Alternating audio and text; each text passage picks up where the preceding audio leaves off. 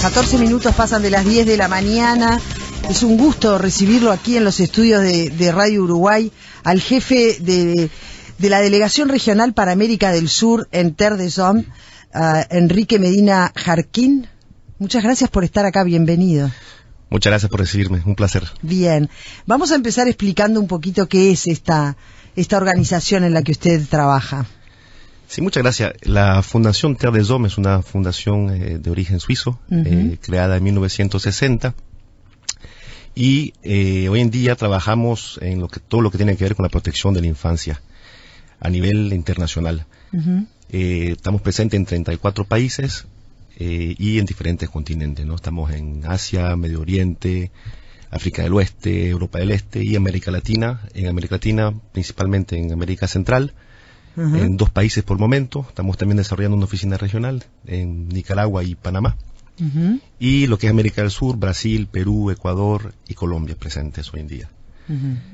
La Fundación trabaja, como decía, la protección de la infancia en 2 ejes principales, ¿no? Nosotros trabajamos lo que se llama salud, los programas de salud, que incluyen todo lo que tiene que ver con los primeros 1000 días del menor, del niño, y la parte del ciclo, digamos, de la madre, ¿no? Del embarazo hasta el embarazo, hasta el puerperio, todo el... Exactamente. Entonces, salud materno-infantil, le decimos. Sí. Y hemos integrado dentro de la salud materno-infantil, sobre todo vemos la necesidad de entregar todo lo que tiene que ver con la calidad del agua, ¿no? El agua y saneamiento, que es un eje para nosotros transversal hoy en día. Trabajamos eso, más que todo en África del Oeste y Asia. Es el gran programa, ¿no? de salud materno-infantil. Y luego tenemos el de protección, que es el que me trae justamente a este encuentro. Dentro de la protección nosotros trabajamos lo que tiene que ver con la justicia juvenil restaurativa, lo que tiene que ver con movilidad de la infancia y con lo que tiene que ver con la explotación por el trabajo infantil. Grosso modo, nosotros, de más o menos los datos que manejamos de los últimos 2 años, abarcamos a nivel internacional a 2 millones de menores en el mundo. Y sobre todo lo importante también es de que nos inscribimos dentro de la duración, ¿no? Cuando vamos a un país, usualmente nos quedamos hasta 20, 25 años acompañando, ya sea a la sociedad civil o a los estados en los programas las políticas públicas, ¿no? En la implementación de las políticas públicas. Bien.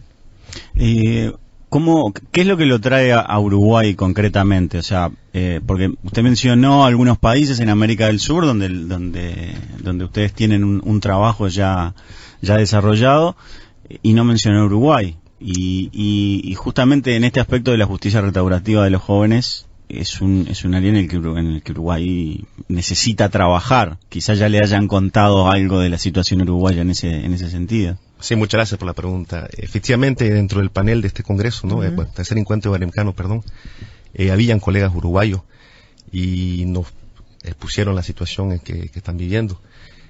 Nosotros, efectivamente, bueno, por más que todo ha sido decisiones más de orden de necesidades que nos han expresado ciertos gobiernos, por los cuales hemos decidido trabajar en países como Brasil, como Perú. Bien. En Uruguay, anteriormente no hemos tenido una invitación formal de venir a descubrir y a hacer un diagnóstico institucional y también de la situación que tienen los menores. El tema tiene que ver también con una política que ha empezado a generar el Centro de Formación de la Cooperación Española aquí en nuestro país, que está organizando este tipo de encuentros. O sea que por ahora estamos en el área más de la sociedad civil, por decirlo de alguna manera.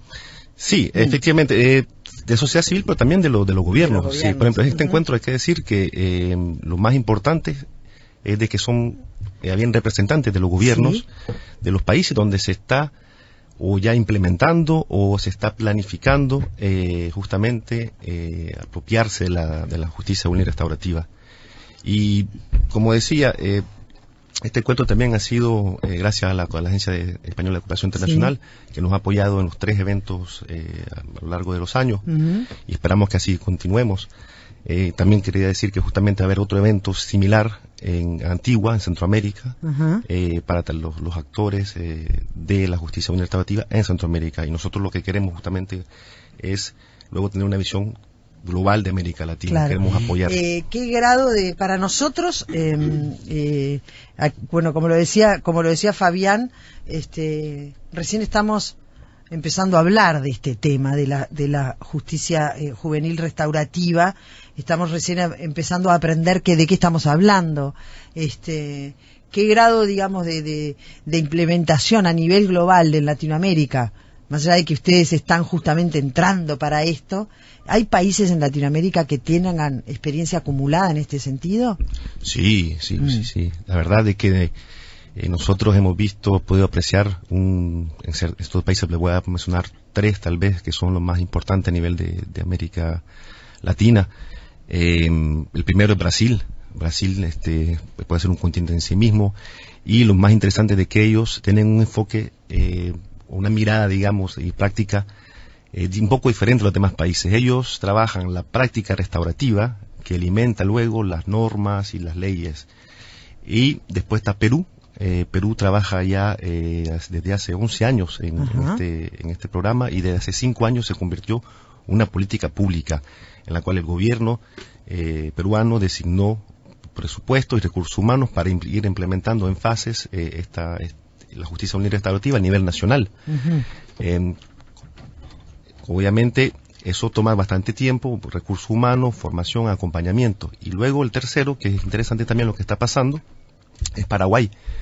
Los hermanos también paraguayos, de hace año y medio, de justamente la participación de la ministra de Justicia en el primer encuentro iberoamericano que fue en Cartagena, en el centro de formación justamente la ESID, decidió ella apropiarse, incorporar la justicia juvenil restaurativa, y en Paraguay, entonces, de hace un año y medio apenas, tienen un proyecto piloto de justicia juvenil restaurativa. Bien, vamos a refrescar un poco de qué estamos hablando, porque nosotros hace una semana nada más estuvimos hablando de este tema, o acercándonos a este tema, porque nos visitó aquí en los estudios de la radio la presidenta del INISA, del Instituto de...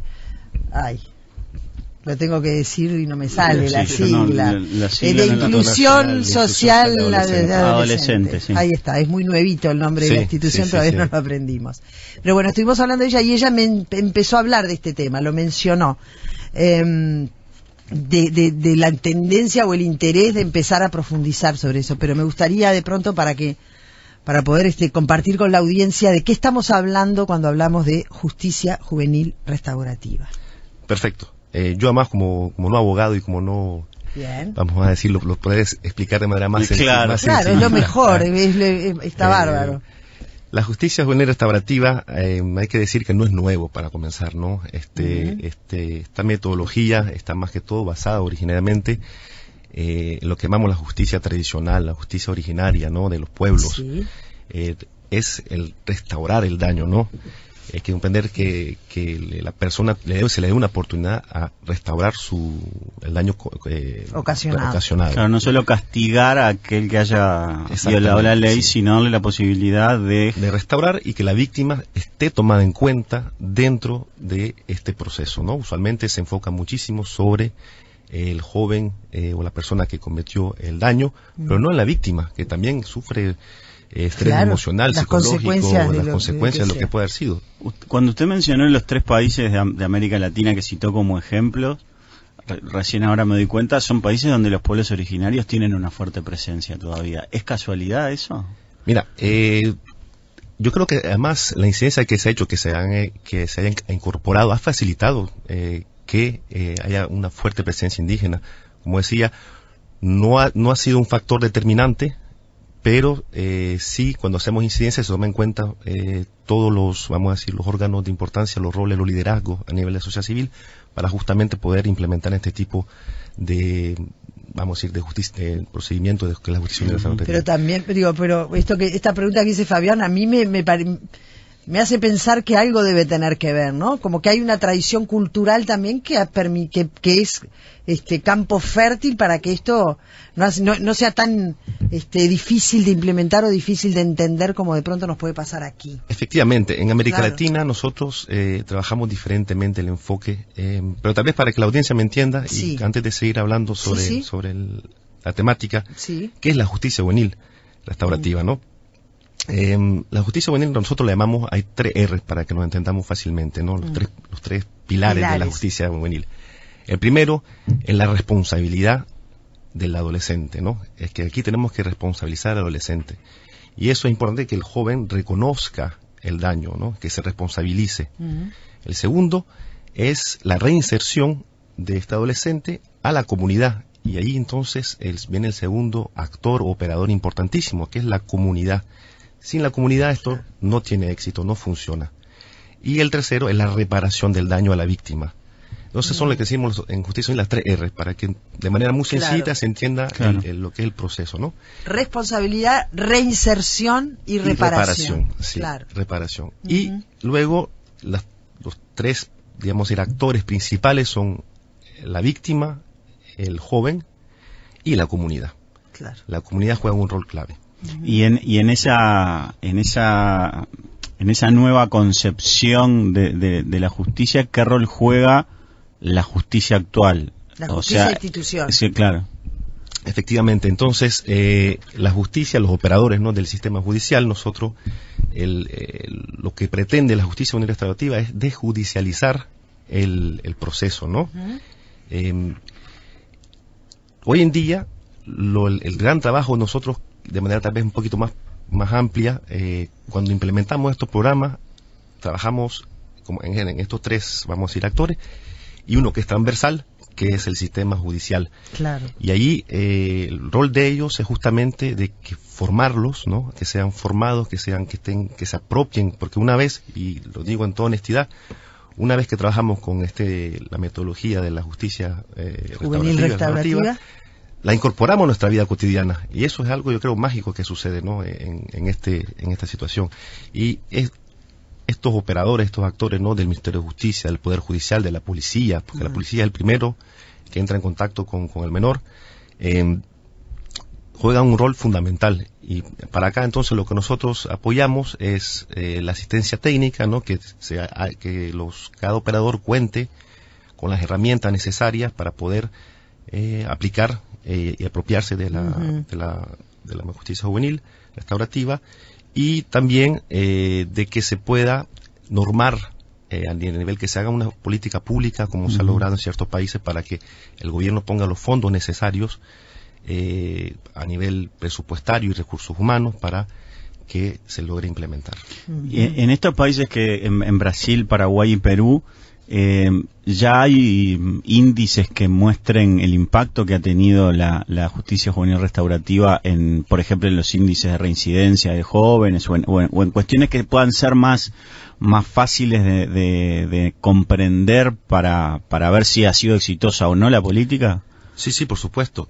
Manejamos índices estatales, oficiales, mejor dicho. Hoy en día nosotros, lo interesante también que quería plantearles y responder a tu pregunta, es de que nosotros pasamos de un proyecto piloto implementado por una ONG internacional, porque creíamos que podía funcionar, y fuimos acompañados en ese sentido por el gobierno peruano y también brasileño, a pasar a una política pública. Todo eso fue, claro, como le llaman en inglés, based evidence, ¿no? Para tener que pruebas. Claro, tener pruebas. Por ejemplo, datos interesantes. El primero, por ejemplo, que te puedo decir es nosotros en el programa que implementamos en Perú, que empezó en 2005, de 2005 a 2011 implementamos nosotros como líderes, pero acompañados por el Ministerio Público, Ministerio de Justicia, Poder Judicial y Policía. Y de ahí comenzamos a hacer la transferencia. En ese lapsus de tiempo, tratamos más o menos alrededor de 2.500 adolescentes.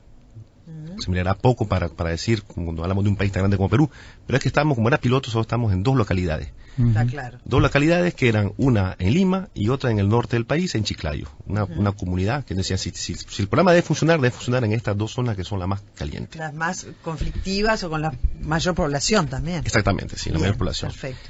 De esos 2.500, los datos que nosotros tenemos de los que ingresaron al programa, que son alrededor, el dato que tengo yo que manejo, son 96% de estos jóvenes no reincidieron en ningún tipo de delito.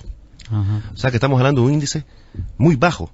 Bajísimo. Solo en Perú. En Paraguay, que también desde hace año y medio se está implementando esto en la ciudad de Lambaré, con el programa piloto, los jóvenes, que ellos tienen aún mejores datos, tienen un 97%, solo 3% de los jóvenes que pasan por todo el proceso de la justicia restaurativa reinciden. son datos que alientan, ¿no? Claro. Pero también Sí. Y en esos países, ¿qué porcentaje de reincidencia existe entre los jóvenes que pasan por el sistema judicial tradicional, llamémosle así?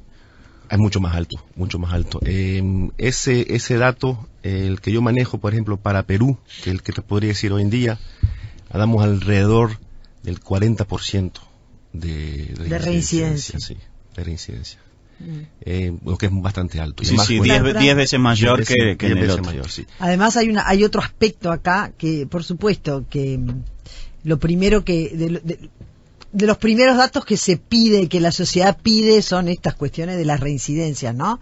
Pero estoy pensando también que este sistema, por lo que entiendo, no solamente estamos hablando de que, bueno, de que no hay reincidencia o que los porcentajes de reincidencia son bajísimos, sino que también qué pasó en el entorno, ¿no? Exactamente. Es decir, porque la víctima fue asistida, recibió, digamos, un resarcimiento de algún modo, cosa que en el sistema tradicional, lo que tenemos aquí, eso no existe, o sea que también se contribuyó y la comunidad entendió el proceso. Entonces, digo, va mucho más allá de si el joven reincide o no reincide. Sí, se está incidiendo sí. en la comunidad positivamente de otra manera. Efectivamente, y eso para mí es una de las cosas que más me ha impactado de este programa.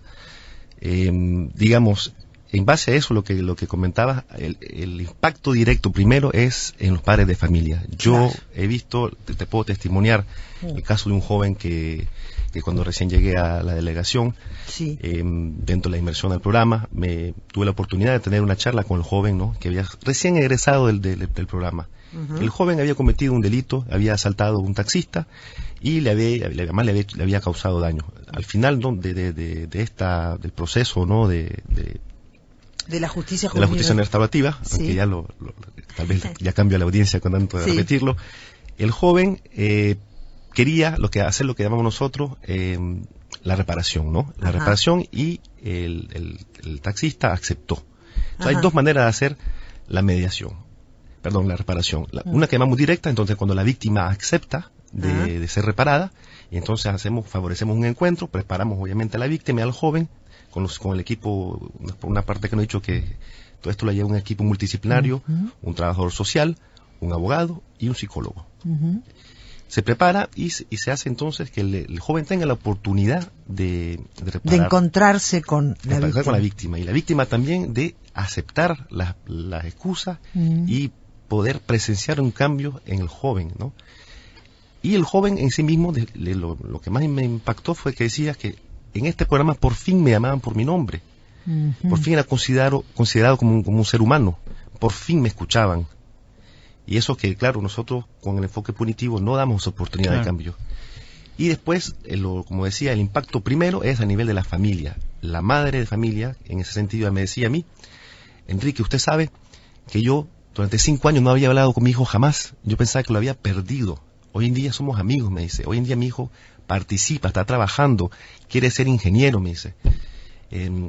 Claro, todo eso cuando la señora me lo contaba, a mí se me ponían los pelos de punta. Claro.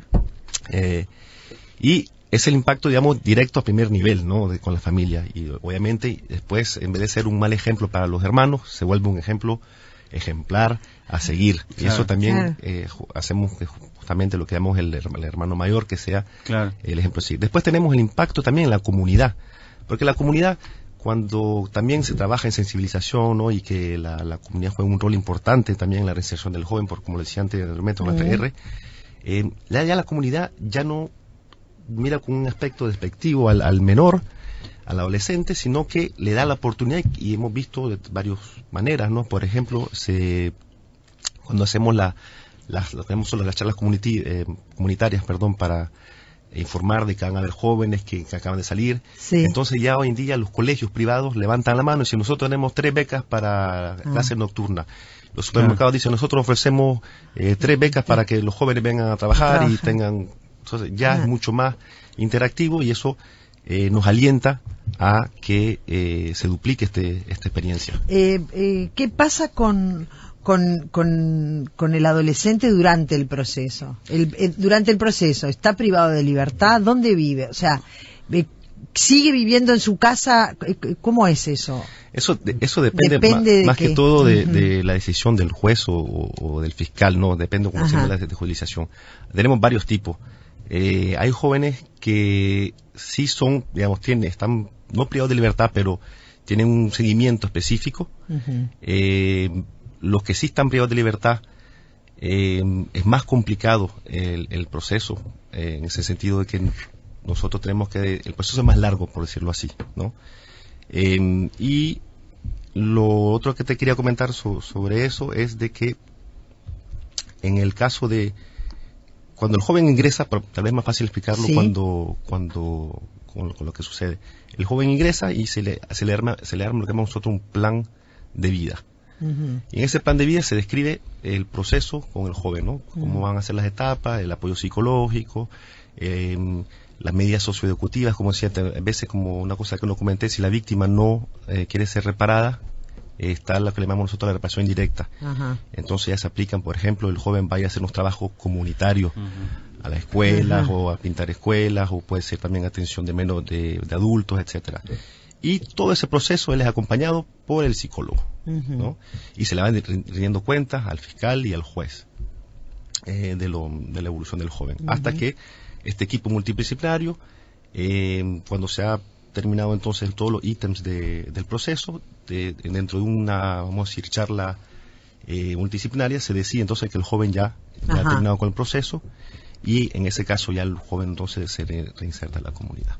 Pero entonces el tema de la privación de libertad depende, habrá que, o sea, el proceso se lleva adelante o se propone a todos los jóvenes que cometen delitos. El ideal estoy hablando. Sí, en lo general sí. Pero estoy hablando del ideal, el cual sería si fuera una política pública que se aplicara de manera universal en un estado, en un país. Pero digamos, la privación de libertad sigue siendo una opción. La idea es que sea la opción última, pero sigue siendo una opción del sistema judicial. Privarlo de libertad, eso no quiere decir que no se trabaje con él en la privación de libertad. Efectivamente, sí. No quiere decir eso. O sea, nosotros queremos que la privación de libertad sea el último recurso, en ese sentido. Pero con los jóvenes también de privación de libertad hay un trabajo que se hace, pero es, digamos, menos enriquecedor, es más largo. Claro. Además, los jóvenes que van a privación de libertad son jóvenes que llamamos nosotros de nivel 3, que son jóvenes que ya vienen con un alto índice de reincidencia, con drogadicción, entonces tienen que pasar por una fase también de desintoxicación. Son jóvenes que han sufrido violencia sexual, psicológica, física, a nivel de la familia o a nivel de la comunidad, y nos lleva más tiempo, honestamente, tratar con esos jóvenes. Claro. ¿Y cómo se ha hecho para que haya una aceptación, o por lo menos se le dé un crédito a esta nueva modalidad de justicia en las comunidades? Le pregunto esto porque, por ejemplo, en Uruguay venimos de un proceso de discusión bastante largo y bastante tenso, diría yo, en el que se llegó a plantear exactamente lo contrario a esto, es decir, un agravamiento de las penas para los adolescentes en conflicto con la ley. Eso se descartó porque hubo una votación popular que rechazó esa posibilidad, pero igual seguimos en un proceso de discusión de temas de seguridad en los que muchas veces se pone el foco en los adolescentes, y me imagino que sería bastante removedor, interesante, pero removedor plantear que esto se hiciera a nivel masivo. Entonces me parece interesante ver cómo se procesó esa discusión pública con la sociedad al momento de plantear dejemos o por lo menos intentemos esta nueva modalidad de justicia para ver si funciona, porque por lo que usted dice funciona. Entonces, ¿cómo se dio esa discusión en la sociedad? Sí, todo esto es constructivo, ¿no? Nosotros cuando empezamos este proyecto piloto se toma en cuenta la sociedad civil y sobre todo, y quisiera resaltarlo, la importancia de los medios de comunicación también, ¿no? Porque el hecho de que nosotros podamos visibilizar este trabajo ayuda de manera pero directa y muy rápida sobre el cambio de comportamiento de la sociedad. Estamos acostumbrados, ¿no?, siempre al enfoque punitivo, y cuando hemos tenido alianzas y con medios de comunicación, hemos visto el cambio bastante rápido, ¿no? Entonces la comunidad se interesa porque dice, le damos una oportunidad, podría ser mi hijo y también tiene derecho a una segunda oportunidad. Claro. Eso, los medios de comunicación juegan un rol importante, y después también los líderes comunitarios. Hay que decirlo, que nosotros sin los líderes comunitarios no hubiéramos logrado tal vez este desarrollo, ¿no? Cuando hablo de líderes comunitarios, estamos hablando también del poder de los líderes comunitarios a nivel, por ejemplo, de la juventud, también la importancia, por ejemplo, en el Agustino, lo que nos hizo la diferencia era un padre jesuita que tenía 40 años de vivir en el Agustino, y él era conocido por todo el mundo, y eso favoreció también que la comunidad aceptara también el cambio de comportamiento. Claro. Y también hay que tener claro que la justicia unida y restaurativa lleva tiempo, son cambios de comportamiento, son cambios de filosofía. No es una cosa que va a suceder en 2 años. En Perú llevamos 11 años, en Paraguay año y medio apenas, en Brasil ya son 10 años también, y Brasil, no en todo Brasil, estamos en Fortaleza nada más. Pero están ya sucediendo estos proyectos pilotos, están comenzando a interesar a más gobiernos, como decía. También es un criterio esto de ir por, digamos, de aplicarlo en una región pequeña, quiero decir, una ciudad o una región, y que eso se consolide en esa región para después extenderse al país. Eso también es parte, digamos, del criterio que ustedes han experimentado, que es la mejor manera. Totalmente, sí. Nosotros pensamos de que, como decíamos, como los brasileños, ¿no?, hacer práctica, ¿no? Nosotros el conocimiento que hemos ido adquiriendo a través de los años, empezamos a hacer en los años 90 con la justicia juvenil restaurativa. Y la única manera en que encontramos para realmente ir avanzando y evolucionando fue prácticas. O sea, como decía anteriormente, se selecciona con la comunidad y con el gobierno. ¿Dónde? Ajá. Y de ahí entonces pensamos y adaptamos la metodología al país y al lugar y vamos a decir, el perfil también del joven del país, ¿no? Claro. Un poco también el contexto social, el contexto económico, los orígenes, y se va adaptando, y se propone entonces un tiempo específico donde vamos probando, testando, y sobre todo lo más importante acá es el sistema de información, ¿no? Necesitamos estadísticas sobre lo que estamos haciendo, y las herramientas también que se tienen que adaptar. Claro. Cómo se hace una investigación social en Brasil no es una encuesta social, en Brasil no es lo mismo que se hará, por ejemplo, en Guatemala. Claro. Bien, ¿cómo estuvo? ¿Qué evaluación hace usted de este tercer encuentro latinoamericano, estos 3 días de encuentro aquí en Montevideo? Honestamente, acá les voy a ser franco. Sí. Qué suerte. Estos encuentros siempre, pues, pasamos de mucha teoría y hablamos poco de implementación, ¿no? Y yo es uno de los, tal vez el único que he estado donde sí ya pasamos de la teoría a la práctica. Miré honestamente muchísima motivación de todos los presentes, los representantes de los diferentes gobiernos. Había más que motivación, había como yo les comentaba anteriormente, ¿no? Una vez que uno trabaja en la justicia juvenil restaurativa, se lo apropia, ¿no? Y lo implementa en el día a día. Y ese fue el sentimiento que yo sentí. Y yo creo que uno de los éxitos del encuentro fue poder compartir las diferentes experiencias que hay en los países, que se van adaptando, que se van moldeando, que puedan compartir lo que han hecho, que se pueda justamente intercambiar información, conocimiento, herramientas de trabajo. Eso fue, yo creo, un éxito en ese sentido. El otro es, como decía, pasar ya a hacer propuestas concretas de intercambio, de pasantía. Y nos pidieron a nosotros, como TEADESOM, de ser, vamos a ser el puente entre los diferentes países para poder también llevar una coordinación en ese sentido. Y se propuso ya concretamente también hacer una red de actores de justicia unida restaurativa a nivel iberoamericano. Entonces pasamos de una declaración de voluntad de los países, de los gobiernos a implementar, así vamos a hacer una red que va justamente a fomentar la aplicación. Y la aplicación a diversos niveles, como decía yo, asistencia técnica, ¿no? Que los países manden expertos a otro país para que puedan formar, que puedan desarrollar las herramientas, como por ejemplo una base de datos, como por ejemplo podría ser un manual, También importancia también de la comunicación, un tema que también hemos hablado bastante. Necesitamos tener un plan de comunicación a nivel iberoamericano y asimismo también unificar el lenguaje, porque cada uno entiende la justicia juvenil restaurativa a su manera. Y también necesitamos nosotros unificar el mensaje que queremos pasar para eso. Y no se habló de generar una experiencia en alguna localidad aquí en nuestro país, ¿de eso no se habló? Sí. Yo ya me generé la expectativa. Sí, honestamente ya me han contactado. Yo decía, mi respuesta ha sido que, bueno, nosotros este año, a nivel de Terre des Hommes, como decía, es clave porque nosotros estamos en la planificación estratégica de los próximos 5 años como oficina regional, a dónde vamos a estar, qué queremos hacer. Y en ese sentido, bueno, el INISA nos contactó para ver si podía haber una colaboración técnica entre nosotros a través de la Agencia Uruguaya de Cooperación. Y nosotros, bueno, tuvimos una reunión y vamos a invitarlas que estén presentes en nuestro plan estratégico para ver de qué medidas podemos apoyar una implementación en Uruguay.